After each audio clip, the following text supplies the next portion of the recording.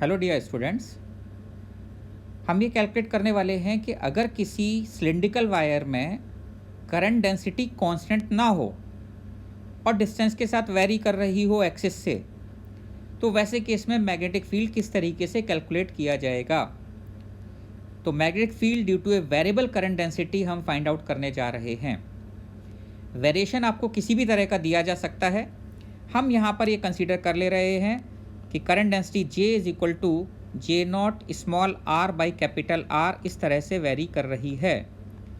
यहाँ पर J not is a positive constant and small r and capital R is radius of wire.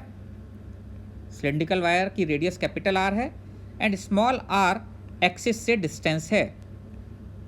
ये variable होगा। अगर inside point पर लेंगे तो small r will be less than capital R, और अगर आउटसाइड पॉइंट लेंगे तो small r will be greater than capital R। तो बच्चों, हमें ऐसे क्वेश्चंस में क्या करना है ज़रा ध्यान से समझ लीजिए। देखिए, मैं अगर ऐसा एज्यूम करूं कि हमारे पास एक सिलिंड्रिकल वायर है जिसमें करंट बाहर की तरफ आ रहा है। ये हम साइड व्यू ना देखकर टॉप व्यू देख रहे हैं। करंट डेंसिटी J दी गई है और पहले हम निकालेंगे इसमें इनसाइड पॉइंट पर। इनसाइड पॉइंट का मतलब हो गया R लेस देन R पर हम पहले मैग्नेटिक फील्ड कैलकुलेट करेंगे। तो आप ध्यान से समझते रहिए। ऐसे केस में हमें करना वही है, सिमेट्री है। हमारे पास दो तरीके होते हैं, या तो बायो-सेवर्ट लॉ या एम्पियर्स लॉ। लेकिन अगर हमारे पास सिमेट्रिकल सिचुएशंस हैं तो एम्पियर्स लॉ से कैलकुलेशन बहुत सिंपल हो जाती है, ऐसा हमें पता है। तो हम वही करने जा रहे हैं बच्चों। यहाँ से एक स्मॉल r डिस्टेंस पर मैं एक एम्पीरियन लूप कंसीडर करने जा रहा हूँ। I am going to consider an Amperian loop at a distance small r।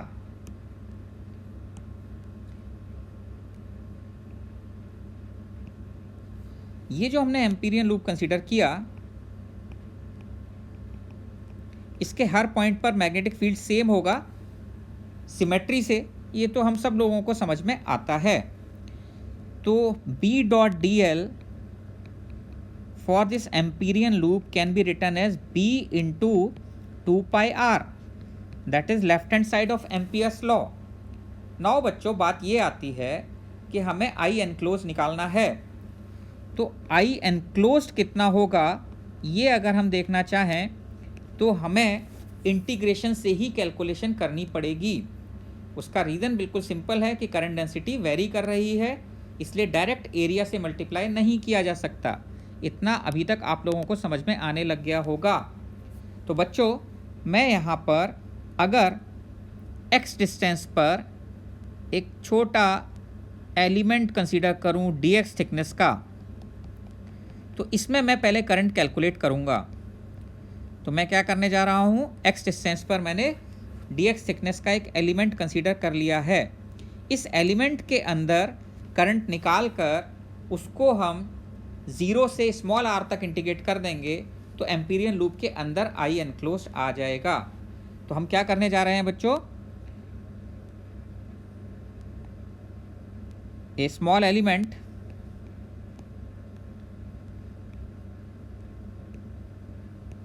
of thickness dx is considered at a distance x from center।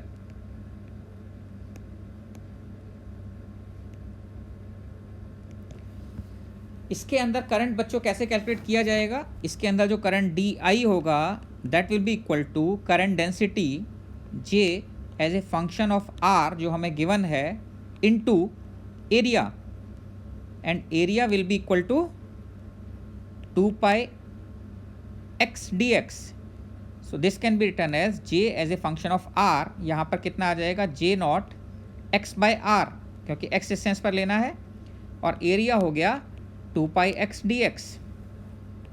इसको अगर हम इंटीग्रेट कर दें कहाँ से कहाँ तक बच्चों, 0 से स्मॉल r तक, तो हमारे पास इस एम्पीरियन लूप के अंदर I एनक्लोज आ जाएगा। बहुत सिंपल है, देख लेते हैं कितना आएगा। D I is equal to 2 pi J by capital are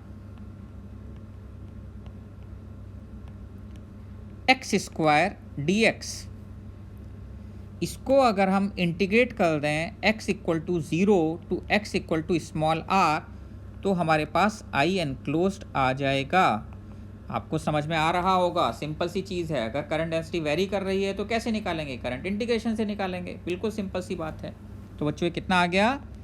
2 pi J by capital R into are cube by 3।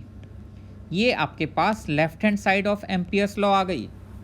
तो right hand side of Ampere's law आपकी इक्वेशन 1 में आ गई थी, लेफ्ट हैंड साइड, और ये आपकी कौन सी हो गई? ये राइट हैंड साइड हो गई एम्पियर्स लॉ की। B dot D L equal to mu naught into I enclosed.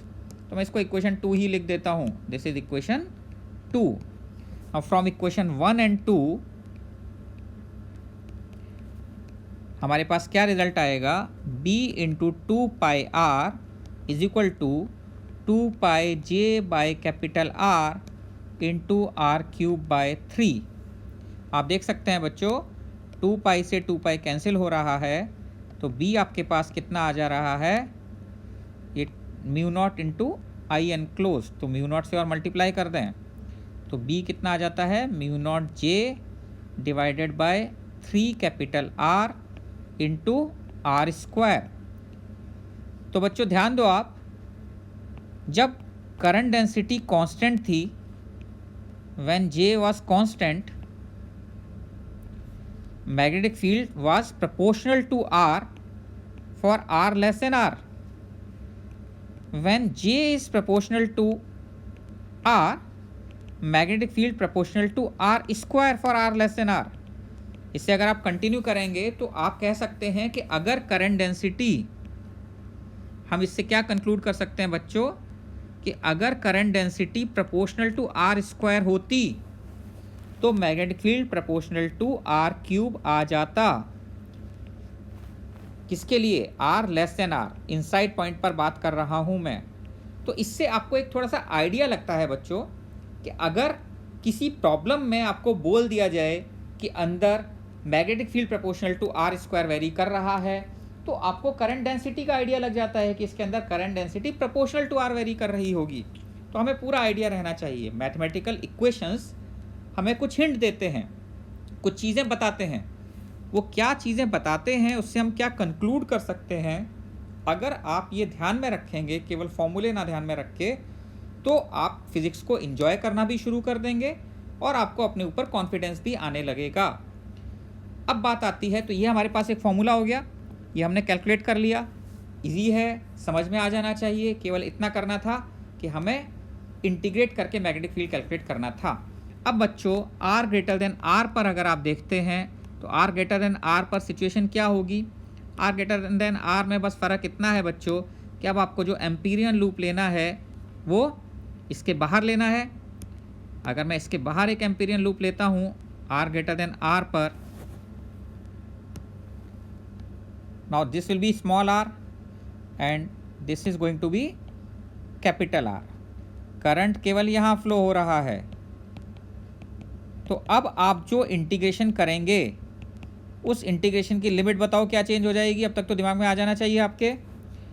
ये एम्पीरियन लूप है, तो ऐसे केस में बच्चों बस इतना फ़र्क हो जाएगा कि हम जो b डॉट डी एल लिख रहे थे वो तो b into 2 pi small r ही रहेगा, equal to mu naught into I enclose में आप जो लिमिट लगा रहे थे वो x इक्वल टू 0 से केवल x equal to capital R तक ही आएगी आप, into J naught R by r, r की जगह x आ गया, x by capital R dx।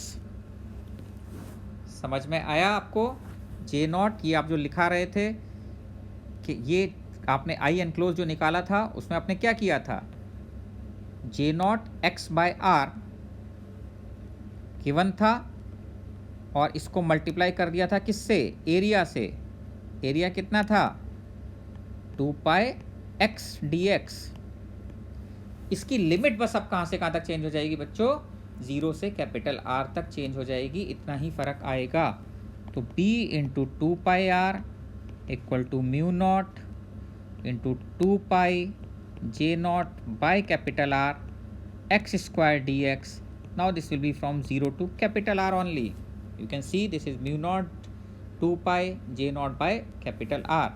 2 pi से 2 pi कैंसिल हो जा रहा है और ये आपके पास कितना आ रहा है, R भी इधर क्या कर सकते हो आप, R is basically B into 2 pi R जो आउटसाइड है, और ये आपके 0 से कैपिटल R तक ही आएगा, तो B into R equal to mu naught J naught by capital R into are cube by 3. X square का इंटीग्रेशन क्या हो जाएगा, एक्स क्यूब बाई 3, तो आर क्यूब बाई 3 आ गया. So you can see B is equal to mu naught J naught R square divided by 3R.